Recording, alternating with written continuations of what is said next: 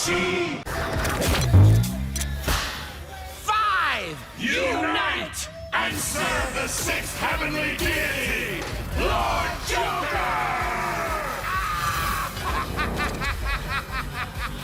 What is up, YouTube? This is Tanashi back with another Weiss Schwarz deck profile video. This time I'll be showing you my brand new Castle Joker deck.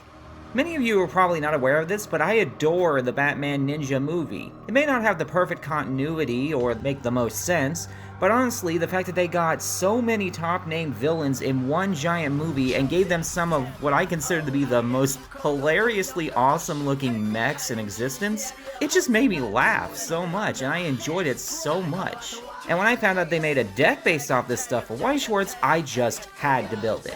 And while the deck doesn't have, say, the greatest end move or the biggest power options, it's genuinely fun to play, but you'll see what I mean when we take a closer look.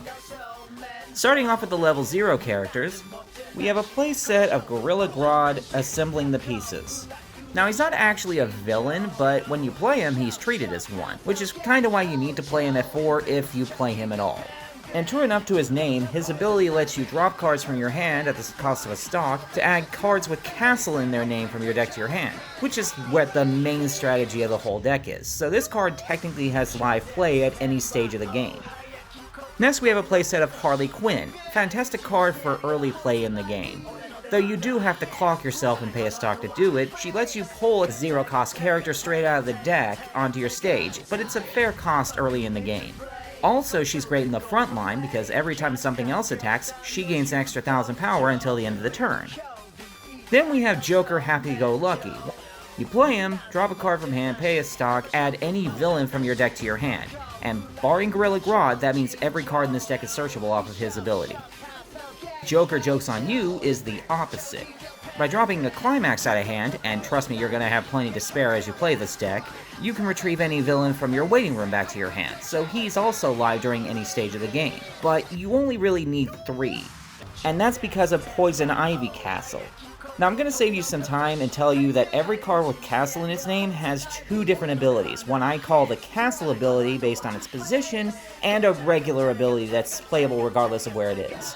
Its Castle ability gives the character in the front and center of your stage a power boost during your turn. Its other ability is a Brainstorm that retrieves characters from the waiting room. Next we have the level 1 array. First we have a playset of Joker the Final Showdown. Fantastic card to combo with Harley Quinn if you can pull up its Climax combo. When a Climax is placed, he gains a power boost for the turn, but if a specific Climax called Maniacal Feudal Lord is placed, his Climax combo lets you retrieve any character from your waiting room to your hand if he kills a character in battle. Then we got 3 Lord Joker. He's not really essential to the strategy or anything, but I kinda wanted some extra level 1 characters to round out the deck. He's not bad or anything though, he gets a power boost if you have 2 or more other villains on your stage when he attacks. Then we have a playset of Penguin Castle. His Castle ability gives himself 3,000 power, and his regular ability is really bizarre. If any of your characters attack and you flip up a Treasure Climax, and spoiler alert, every single Climax in this deck is a Treasure Climax, then he lets you discard a card, take any card in your clock and put it in your hand, and then put the top card of your deck into your clock. Moving into the level 2 array, we have a playset of Deathstroke Castle. His Castle ability gives himself a big power boost depending on how many other characters you control, but his standard ability gives him an even bigger power boost until the end of the turn. Then we have 3 Two-Face Castle. His Castle ability boosts everything else, but he has to be in the back row to do it, which is mainly why I don't play him at 4. But he also has an ability that triggers off of a Climax being played, where he gives another character another power boost. Next we hit the level 3 characters. I run a playset of Joker Balloon.